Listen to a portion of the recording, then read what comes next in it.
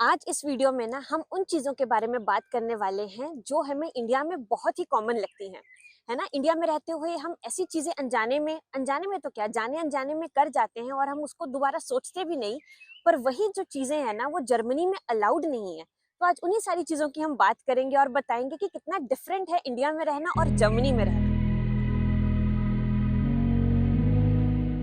Hello everyone, welcome to our channel landed in Germany. मैं हूं मनहर और मैं वीडियोस बनाती हूं जर्मनी और यूरोप के बारे में। तो अगर आप हमारे चैनल पे पहली बार आए हो तो हमारे चैनल को जरूर सब्सक्राइब कीजिएगा। हमारा इंडिया का माहौल ना इस मामले में बहुत खुला है कि अगर आपको अपने घर में कोई पार्टी करनी है, आपके घर में कोई फंक्शन है, प्रॉपर लाउड स्पीकर्स लगते हैं, है ना, और पूरे मोहल्ले को पता होता है कि हमारे घर में कुछ हो रहा है। और ये घरों की बात है। वैसे ही अपार्टमेंट बिल्डिंग्स की बात करें ना तो अपने अपने अपार्टमेंट में आप कुछ भी करने के लिए अलाउड होते हो। मतलब आपको कोई पार्टी करनी है, कोई आपके यहाँ पे फंक्शन है, आप लाउड म्यूजिक चलाना चाहते हो, कोई दिक्कत नहीं होती। बट जर्मनी में ना ऐसा अलाउड नहीं है। आप अपने ही घर में, चाहे आप रेंट पे रह रहे हो, चाहे आपने वो अपार्टमेंट खरीद रखा है ना, तब भी आप होम थिएटर पे मूवी देखना चाह रहे हो पूरी फुल ऑन वॉल्यूम पे, या आप म्यूजिक चलाना चाहते हो, लाउड रिलैक्स करना चाहते हो, चिल करना चाहते हो, या कोई भी पार्टी करना चाहते हो अपने फ्रेंड्स के साथ, आप बिना अपने नेबर्स को कंसिडर किए ये नहीं कर सकते। आपको हमेशा ऐसी लेवल पे वॉल्यूम रखनी पड़ेगी जिससे आपको नेबर्स जो है वो तीखी नजरों से देखने ना लगे। और अगर आप स्टिल ऐसा म्यूजिक चलाते हो लाउड वॉल्यूम में, तो आपके जल्द ही आपको अपने दरवाजे पे नॉक सुनाई देगा और आपका नेबर कंप्लेंट करने आ सकता है कि please low down the volume और उनको डिस्टर्बेंस हो रही है ना। और ये जो लॉ है ना बेसिकली लाउड वॉल्यूम का और डिस्टर्बेंस का अपार्टमेंट्स में, ये बहुत ही स्ट्रिक्टली एप्लीकेबल है रात को 10 बजे से सुबह 7 बजे तक। उस टाइम पे तो आप अगर कुछ करते हो और किसी को भी डिस्टर्बेंस होती है आपकी वजह से आपकी अपार्टमेंट बिल्डिंग में या आपके रेजिडेंशियल एरिया में, तो वो पुलिस को भी कंप्लेन कर सकते हो। आपको पुलिस को भी जवाब देना पड़ सकता है कि आप इतनी रात को इतना लाउड म्यूजिक क्यों बजा रहे थे। और स्पेशली संडे को आपको बहुत ध्यान रखना है कि आप लाउड म्यूजिक ना चलाओ या फुल वॉल्यूम में मूवी ना देखो अपने अपार्टमेंट पे। हालांकि जो कचरे वाली गाड़ियां होती है ना, जो कचरा उठाने के लिए आती हैं, वो भी संडे को नहीं आती। और यहाँ पे घरों के बाहर ना बड़े बड़े डस्टबिन पड़े होते हैं ग्लास बॉटल्स फेंकने के लिए। उन ग्लास बॉटल्स को भी फेंकना मना है संडेज के दिन। क्यों? क्योंकि यहाँ पे जो संडे होता है ना वो क्वाइट डे होता है, या इसको जर्मन में बोलते हैं रूहे टाग। उस दिन जो जर्मन्स है ना वो फुल ऑन रिलैक्स करना चाहते हैं और किसी भी तरह की नॉइज डिस्टर्बेंस उनको अच्छी नहीं लगती। तो अगर आपको कंप्लेन से बचना है ना तो संडे का भी बहुत ध्यान रखना पड़ेगा। और अभी बात कर लेते हैं वेस्ट सेग्रीगेशन की। इंडिया में भी अभी बहुत अवेयरनेस आ गई है कि गीला कचरा और सूखा कचरा जो है वो अलग अलग फेंकना है हमें, ताकि रिसाइकलिंग में हेल्प हो सके। और रिसाइकलिंग हमारे अर्थ के लिए अच्छी ही है ना। बट जर्मनी में ये बहुत ही स्ट्रिक्ट है। तो आपको अपनी अपार्टमेंट बिल्डिंग्स में या अपार्टमेंट बिल्डिंग्स के बाहर बहुत सारे अलग अलग कलर्स के डस्टबिन देखने को मिलेंगे, जिनमें आप अलग अलग तरह का ही कचरा फेंक सकते हो। कि जैसे जो गीला कचरा है वो एक डब्बे में फेंकना है, आपको जो कार्डबोर्ड बॉक्सेस या पेपर वगैरह अलग डब्बे में फेंकना है, और कांच और मेटल जैसी चीजों को अलग डब्बे में। और यहाँ पे जो बैटरीज वगैरह होती है ना उनको भी डिस्पोज करने के लिए अलग से यहाँ पे फैसिलिटीज हैं। तो आप देखिए कि यहाँ पे वो इतना स्ट्रिक्टली फॉलो होता है कि आपके नेबर्स भी जो है ना, अगर आपको ऐसा करते हुए देख लेना, वो आपको एक लेसन तो उसी टाइम पे जरूर सुना देंगे कि आप गलत कर रहे हो और this is not good for the environment, this is not good for the earth. और हो सकता है कि आपकी शिकायत भी हो जाए, ठीक है, बिल्डिंग मैनेजर के पास। तो रिसेंटली ना हमारे साथ सेम ही एक चीज हो गई कार्डबोर्ड बॉक्सेस को लेके। तो हमने जैसे ही अपना घर थोड़ा सा नया मूव किया है और हम थोड़ा सा सामान वगैरह खरीद रहे थे और सेटअप कर रहे थे, और बड़े बड़े कार्डबोर्ड बॉक्सेस में वो सामान आता है जैसे कि सोफा वगैरह और कैबिनेट वगैरह अगर आपको बनानी है ना। तो वो जो बड़े बड़े गत्ते थे उनको बेसिकली पूरा अच्छे से स्मैश करके और कंप्रेस से करके उनकी अच्छे से तय वगैरह लगा के उन आपको उन डस्टबिन में उनको थ्रो करना पड़ता है, अच्छे से फेंकना पड़ता है कि वो डस्टबिन को भी ब्लॉक ना करे और नीचे भी चला जाए आसानी से। और हमसे इस बार पता नहीं अनजाने में गलती हो गई कि बहुत ही बड़े बड़े बॉक्सेस आ रखे थे और थोड़ा सा और कचरा भी था साथ में। तो हमने और कचरा तो आराम से फेंक दिया उनके अपने डस्टबिन में, पर वो कार्डबोर्ड बॉक्सेस को हम स्मैश करना अच्छे से और भूल गए और हमने कार्डबोर्ड बॉक्सेस को बाहर ही रख दिया। हमने अज्यूम कर लिया कि ये इतने बड़े हैं, ये डस्टबिन में आएंगे ही नहीं। तो क्या हुआ, तो जो वो कचरा उठाने वाली वैन है ना, जब वो आई होंगी तो उन्होंने देखा कि ऐसा इतना बड़ा बॉक्स पड़ा हुआ है, प्रॉपरली वो डाला नहीं गया है उसके डस्टबिन में। उन्होंने हमारे बिल्डिंग मैनेजर को कॉल कर दी और हमारे बिल्डिंग मैनेजर ने हमें हमारे इंटरकॉम पे रिंग किया और हमें बोला स्पेसिफिकली। और उसको पता कैसे लगा बेसिकली कि ये हमारा डब्बा है, उस पे हमारा अनफॉर्चुनेटली जो हमारे नाम का लेबल था ना वो चिपका रह गया। तो बिल्डिंग मैनेजर को पता लग गया कि ये हमारा बॉक्स है, उसने हमें इंटरकॉम पे रिंग किया और वहाँ पे एक्सप्लेन किया कि मैं आपका डब्बा यहाँ पे गेट के बाहर ही रख के जा रहा हूँ, you have to crush it properly, उसको अच्छे से फोल्ड करके डस्टबिन के अंदर फेंकना है, या आपको कट भी करना पड़े उसको तब कट भी करना पड़ेगा, बट ऐसे आप बाहर छोड़ के नहीं जा सकते। तो देख, तो जरूरी नहीं है कि आपको अपने बिल्डिंग मैनेजर का ही ध्यान रखना है कचरा फेंकते हुए। अगर आपको आपका कोई नेबर भी देख लेता है ना कि आप गलत डब्बे में गलत कचरा फेंक रहे हो, तो आपको उनकी तीखी नजरों का भी सामना करना पड़ सकता है। तो जस्ट बी वेयर, और एक अच्छी आदत ही है जो हमें अपने आप में लेके आनी चाहिए कि आपको वेस्ट सेग्रीगेशन अच्छे से करनी है ताकि रिसाइकलिंग हो पाए प्रॉपरली। आपको पता ही है कि जर्मनी में कितनी सर्दी होती है, टेम्परेचर सर्दियों में ना माइनस में भी चला जाता है, और बाहर तो बंदा इतना ठिठुरता है निकल के, चाहे जितने भी कपड़े पहन रखे हो ना अपने, अंदर तक हवा तो आ ही जाती है और हड्डियां तक जम जाती हैं, है ना। तो इंडिया में भी जब सर्दियां होती हैं बहुत ही मन करता है आग वाग जला के बैठने का, और लोहड़ी के अराउंड तो हम स्पेशली ये करते ही है ना, अपने घरों में थोड़ा सा बाहर लॉन की तरफ या अपनी अपनी बालकनीज में या अपने वेड़े में हम आग जला के बैठते हैं हाथ वाथ सेकने के लिए। अगर आपका सेम ही मन जर्मनी में करे ना तो वो भी बहुत ही वैलिड होगा, मुझे ऐसा लगता है, क्योंकि हमारा भी खुद बहुत ही मन करता है कि कभी कभी कहीं तो यार आग जला के आप आसपास बैठ पाओ। पर ये ना जर्मनी में बिल्कुल भी अलाउड नहीं है। आप अपने घर के अंदर या अपनी बालकनी में आग बिल्कुल नहीं जला सकते, कुछ भी बॉनफायर जैसी चीज नहीं कर सकते। क्यों? क्योंकि यहाँ के जो अपार्टमेंट्स हैं ना वो लकड़ी से बने हुए होते हैं, और उस वजह से बहुत ही खतरा रहता है कि घरों में आग बहुत जल्दी लग सकती है ना। तो वैसे ये तो एक वैलिड बात है, बट देखिए इंडिया में ये आराम से अलाउड है, आपको किसी से परमिशन लेने की भी जरूरत नहीं है कि आप अपने घर में क्या कर रहे हो, बट यहाँ पे वैसा नहीं है। और यहाँ पे ना जर्मनी में बारबेक्यू करने का और ग्रिलिंग करने का बहुत ही ज्यादा ट्रेंड है।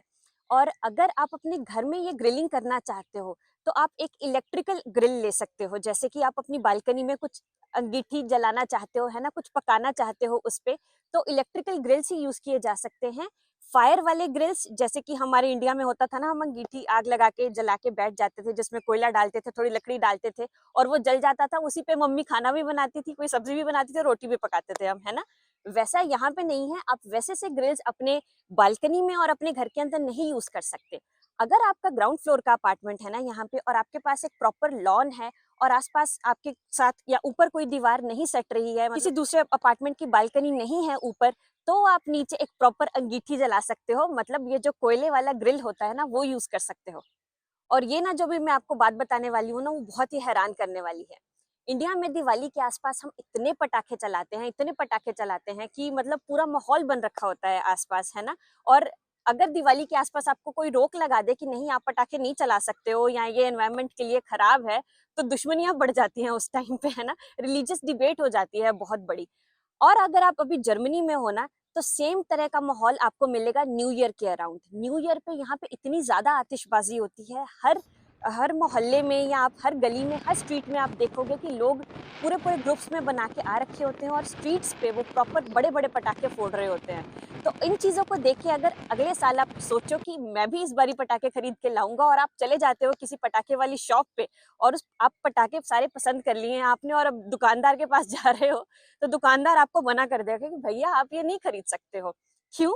क्योंकि यहाँ पे पटाखे खरीदने के लिए भी एक लाइसेंस चाहिए, और इस लाइसेंस को लेने के लिए ना आपको एक प्रॉपर गवर्नमेंट ऑफिस में जाना पड़ता है, या वहाँ पे आपको एक लेटर सबमिट करना पड़ता है, या आप उनको ईमेल भेज सकते हो। और वो भी गवर्नमेंट ऑफिस भी यहाँ पे इतने ओवरलोडेड रहते हैं कि अगर आपने ये काम टाइम पे नहीं किया ना तो आप न्यू ईयर को पक्का मिस कर दोगे और टाइम पे आप पटाखे खरीद नहीं पाओगे, है ना। तो ये कितनी ही मतलब अलग बात है कि अगर आपके पास लाइसेंस नहीं है पटाखे फोड़ने का तो आप पटाखे नहीं फोड़ सकते बड़े वाले।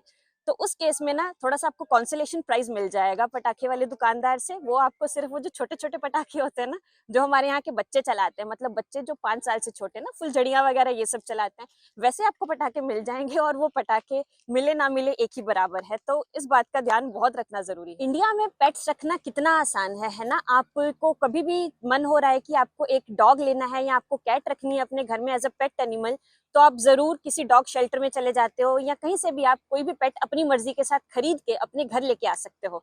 बट जर्मनी में ऐसा नहीं है, स्पेशली अगर आप एक रेंटल अपार्टमेंट में रह रहे हो। आपको किसी भी तरीके का पेट रखने के लिए ना आपको उस अपार्टमेंट के ओनर से अप्रूवल लेना पड़ेगा, या आपको वहां के गवर्नमेंट ऑफिस से भी अप्रूवल लेना पड़ सकता है। तो ये कितनी ही स्ट्रेंज बात है कि आपको ऐसे से डिसीजन लेने के लिए भी यहाँ पे पूरी डिपेंडेंसी रखनी पड़ती है आपके अपार्टमेंट के ओनर पे, या यहाँ के गवर्नमेंट ऑफिसेस पे। और यहाँ पे पता है क्या अलाउड नहीं है कि आपने एक पेट तो खरीद लिया है, आपने एक डॉग तो खरीद लिया है और आप उसको उसका पूरा पालन पोषण कर रहे हो, पर आप उसको बाहर नहीं लेके जा रहे 2 टाइम। जर्मनी में ये लॉ है कि अगर आपने आपका एक पेट डॉग है तो आपको उसको दिन में 2 बार वॉक करवाने के लिए लेके जाना ही पड़ेगा। नहीं तो अगर ये किसी ने नोटिस कर लिया, आपके किसी नेबर ने भी, कि आप अपने डॉग का प्रॉपर ध्यान नहीं रख रहे हो, तो ज़रूर आप पे लीगल एक्शन हो सकता है। इंडिया में ना आप कभी भी अपने किसी भी रिश्तेदार के यहाँ जाते हो या आप किसी शॉप में शॉपिंग करने जाते हो, स्पेशली अगर आप छोटे शहर से हो, बड़ी सिटीज की बात नहीं कर रही मैं, तो आप कहीं भी जहाँ पे भी आपको जगह मिलती है ना, आप गाड़ी वहां पे पार्क कर देते हो, चाहे किसी का दरवाजा ही क्यों ना ब्लॉक हो रहा हो किसी के घर का, है ना। और ये बहुत ही कॉमन प्रैक्टिस है इंडिया में।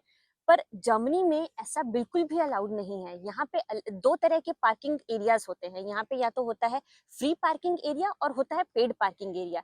तो हो सकता है कि अगर आप कहीं भी जा रहे हो ना और आपको आपकी गाड़ी पार्क करनी है, तो कहीं भी अपनी गाड़ी पार्क कर देना बिल्कुल भी अलाउड नहीं है। यहाँ पे आपको बहुत ध्यान देना पड़ेगा कि आप आपको या तो आसपास कोई फ्री पार्किंग एरिया ढूंढना पड़ेगा जहाँ पे आप अपनी गाड़ी फ्री में कर पाओ, और वहां पे भी एक टाइम लिमिट होती है 1 से 2 घंटों की।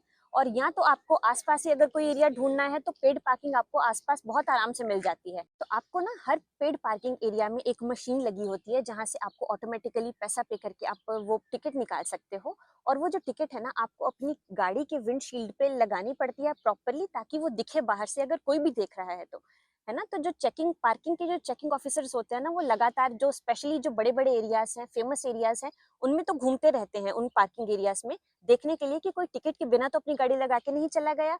और अगर आपने ऐसा कर दिया है कि बिना टिकट लिए ही आप अपनी गाड़ी पार्क करके चले गए हो वहां से, तो आपको चालान भुगतना पड़ सकता है और आपको पैसे देने पड़ेंगे इनको। और यहाँ के ना जो फ्री पार्किंग एरियाज होते हैं ना, उसमें भी आपको बहुत ध्यान से पार्क करनी पड़ती है अपनी गाड़ी, क्योंकि यहाँ पे एक टाइम लिमिट होती है उन पार्किंग एरियाज में, कुछ 2 से 4 घंटे की भी हो सकती है या 1-2 घंटे की भी होती है ना। तो आपको ध्यान रखना है कि जब भी आप ऐसे एरियाज में अपनी गाड़ी पार्क करो, तो आपकी गाड़ी में एक एनालॉग मीटर, पार्किंग मीटर होता है, जिसमें पता लगता है कि आपने कितने टाइम से इस गाड़ी को पार्क कर रखा है उस एरिया में, है ना।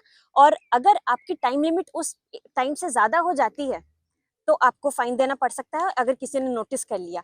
और अगर आपकी गाड़ी में ऐसा मीटर नहीं है ना और कोई आके चेकिंग कर लेना, तब भी आपको फाइन लग सकता है। तो देखिए ये कितना स्ट्रिक्ट रूल है फ्री पार्किंग एरियाज में भी। आपको पता है और यहाँ पे क्या अलाउड नहीं है? यहाँ पे जो ऑटोबान्स है ना, बेसिकली जिनको हम इंडिया में हाईवेज बोलते हैं, उन पे अपनी गाड़ी को बिना किसी वैलिड रीजन के रोकना। और अगर आप ऐसा करते हो ना, तो आपको जरूर चालान लग सकता है। और अगर आप बोलो कि आपकी गाड़ी का फ्यूल खत्म हो गया था, इसके लिए आपकी गाड़ी रुक गई ऑटोबान पे, तब भी आपको चालान मिल सकता है, क्योंकि यहाँ पे ये वैलिड रीजन नहीं है। यहाँ पे बोला जाता है कि अगर आपको पता है कि आज आप ऑटोबान के थ्रू ट्रेवल करने वाले हो, तो आपकी ये रिस्पॉन्सिबिलिटी बनती है कि आप चेक करो अपनी गाड़ी का फ्यूल प्रॉपरली, और अच्छे से अपना टैंक भरा होना चाहिए, तभी आप ऑटोबान पे जाओ। क्योंकि ऑटोबान पे इतनी ज्यादा स्पीड से गाड़ियां चलती हैं, हो सकता है कि आपके अब्रप्टली रुकने की वजह से कोई भी एक्सीडेंट हो जाए। तो ये एक वैलिड लॉ है यहाँ पे। अभी मैं जो आपको बात बताने वाली हूँ ना, वो भी बहुत मजे की बात है और आप सुन के हैरानी होगे। हम इंडिया में तो अपने घरों के बाहर या अपने घरों के अंदर वेड़े में, अपने अपार्टमेंट बिल्डिंग में जहाँ पे भी हम रह रहे होते हैं, है ना, वहाँ पे खुलेआम अपनी गाड़ी को धुल सकते हैं। हम अपनी घरों की टैप से पाइप ले जाते हैं बाहर तक और आराम से 1 घंटा 2 घंटा गाड़ी धोते रहते हैं, उसको चमकाते रहते हैं, है ना, अपनी शान बढ़ाने के लिए। बट जर्मनी में ऐसा बिल्कुल भी अलाउड नहीं है, क्योंकि अगर आप अपनी गाड़ी वगैरह धोते हो ना यहाँ पे अपनी अपार्टमेंट बिल्डिंग्स के बाहर, तो गवर्नमेंट बोलती है कि जो सबसे पहले तो पीने का पानी है ना, वो आप वेस्ट कर रहे हो। और दूसरी बात ऐसा बोलती है कि जो भी सोप के केमिकल्स वगैरह है, वो पानी में मिलके अंडरग्राउंड जा सकते हैं और जो पीने वाले पानी का सिस्टम है ना, उसको पॉल्यूट कर सकते हैं। तो गवर्नमेंट यहाँ पे बोलती है अगर आपको गाड़ियों को अपने धुलवाना है, तो आप एक प्रोफेशनल कार सर्विस के पास जाएं। और अगर आप ज्यादा पैसा नहीं खर्चना चाहते, तो यहाँ पे सेल्फ सर्विस कार वॉशेस भी होते हैं, जहाँ पे आप खुद से जाके अपनी गाड़ी को धुल सकते हो। तो अभी मैं आपको 2 ऐसी बातें बताऊंगी जो हमारे इंडिया में तो अलाउड नहीं है, बट जर्मनी में अलाउड है। सबसे पहली बात तो ये कि आपको पता ही है कि जर्मनी में जो टेम्परेचर है ना, वो बहुत ही ठंडा रहता है। साल के 8 महीने यहाँ पे बहुत ठंड रहती है, और गर्मियों के महीने यहाँ पे 1-2 ही होते हैं जहाँ पे खूब अच्छी धूप होती है ना। तो उसी टाइम के अराउंड जो है ना, जर्मन्स को पूरा होता है कि वो अच्छे से धूप सेक लें, अच्छे से विटामिन डी ले लें और अच्छे से अपनी बॉडी जो है वो टैन करवा लें, है ना। तो जब भी आप आसपास किसी पार्क में जाते हो ना, तो आपको देखने को मिलेगा कि जर्मन्स वहां पे लेटे हुए हैं, धूप सेक रहे हैं बिना कपड़ों के। और ऐसा तो इंडिया में इमेजिन करना बिल्कुल ही मुश्किल है कि ऐसा कभी इंडिया में हो सकता है या नहीं। तो और दूसरी बात, आपने इंडिया में कभी बहुत ही रेयरली देखा होगा कि रोड पे कोई खुले आराम से बैठ के कोई भी अल्कोहल कंज्यूम कर रहा है या शराब पी रहे हैं या लोग आपस में चिल कर रहे हैं बाहर बैठ के। इंडिया में रोड्स पे ऐसा देखना बहुत ही रेयर है। आप जर्मनी में किसी भी एरिया में चले जाओगे ना, वहाँ पे रेस्टोरेंट्स के टेबल्स बाहर लगे होंगे और वहाँ पे बैठ के लोग आराम से अल्कोहल कंज्यूम कर रहे होंगे। और आप पार्क्स वगैरह में भी चले जाओ, वहाँ पे भी 18 साल के बच्चों से लेके बड़े बूढ़े जवान तक आराम से बियर वगैरह पी रहे होते हैं और चिल कर रहे होते हैं। ये इनके कल्चर का एक पार्ट है, बट इंडिया में ये सिनेरियो इमेजिन करना बहुत ही मुश्किल है ना? अगर आपको ये हमारी वीडियो अच्छी लगी है तो हमारे चैनल लैंडेड इन जर्मनी को जरूर सब्सक्राइब कीजिएगा, इस वीडियो को थम्स अप दीजिएगा और अपने फ्रेंड्स और फैमिली के साथ शेयर कीजिएगा। Thank you so much.